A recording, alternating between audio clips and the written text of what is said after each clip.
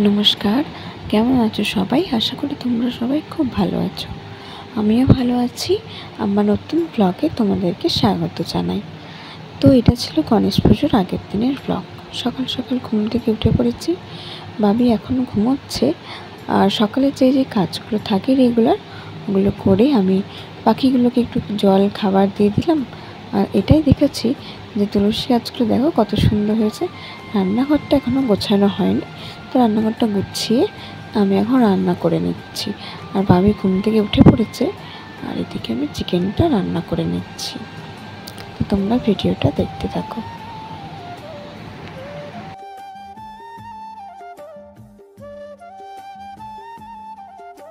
তো এদিকে আমার রান্নাটা প্রায় হয়েই গেছে, আর একটু ভাত বসিয়ে দিয়েছি। ভাতটা অনেকটাই বাকি। তো সব কিছু কাজকর্ম সেরে সন্ধেবেলার দিকে চলে গিয়েছিলাম একটু মার্কেটের দিকে কেনাকাটি করতে। কেনাকাটি বলতে গণেশ পুজো ছিল কালকের দিনে, আর গণেশ পুজোরই কেনাকাটা করতে গেছিলাম। একটা ঠাকুর নেব, তখন থেকে ওটাই পছন্দ করছিলাম। তো দেখো ভিডিওটা তোমরা। আমরা প্রথমে একটা ছোট্ট ঠাকুর দেখছিলাম, কিন্তু এগুলো সবই মাটির। আর শুনতে পাচ্ছি ভয়েস ওভার দিচ্ছি, ভাবি সাইড থেকে কথা বলছে। দেখো আমরা এই বড় গণেশ ঠাকুরটা নিয়েছি, আর এটা না, এটা দেখাচ্ছিলাম যে খুব সুন্দর হয়েছে।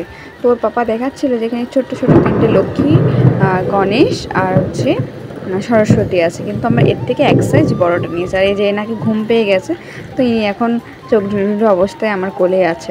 তো আমরা এটা নিয়ে নিয়েছি।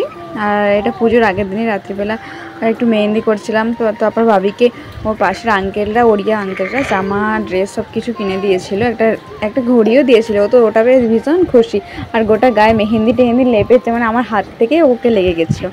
তো যাই হোক, আমাদের এখানে নিচের ক্লাবের এটা ঠাকুর, আমাদের ঠাকুরটা ওখানে আমাদের পুজো হয়েছে। তো এটা ছিল গণেশ পুজোর দিনে দুপুরবেলায়। ওকে ওর আঙ্কেল সব নিয়ে যাবে বলে বললো রেডি করে দিতে, কিন্তু এখনও দুষ্টুমি করছে। আর আমি এদিকে একটু পিঠে করে নিচ্ছিলাম, যেহেতু আমরা গণেশ পুজোর দিনে ভাত খাই না, সেই জন্য। আর ওদের পুজো হয়ে যেতে ওরা প্রসাদ দিয়ে গেছে এখানে, আর বাবিকে রেডি করে দিয়েছি। দেখো বাবি যে একটা ছবি তুলেছি, তো ভিডিও করতে দেয়নি।